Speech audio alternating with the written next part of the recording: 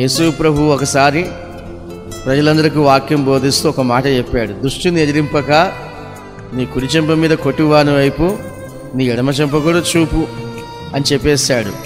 అంటే దుష్టులు ఏదన్నా చేస్తే మనం మౌనంగా ఉండాలి, వారి జోలికి పోకూడదు. పేడలో రాయేస్తే మన మీద చిల్లుతుంది కదా, ఆ విషయం మనకు తెలుసు కాబట్టి వీడు దుష్టుడు అని నీకు తెలిసిన తర్వాత వాని జోలికి వెళ్ళకు. ఒకవేళ వాడు గోకి నిన్ను ఏదైనా చేయాలని నీ మీదకి వచ్చినా కూడా పట్టించుకోవద్దు.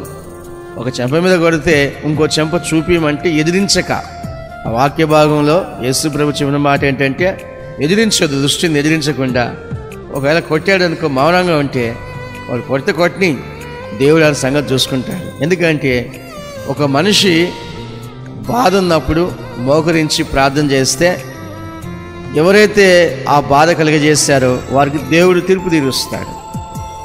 ఎవరైతే నిన్ను బాధ పెడతారో, ఎవరైతే నిన్ను హింసిస్తారో వారిని ఏమనకుండా మోకరించి ప్రార్థన చేస్తే కనుక తగిన కాలంలో చాలా గట్టి శిక్ష వేస్తాడు దేవుడు.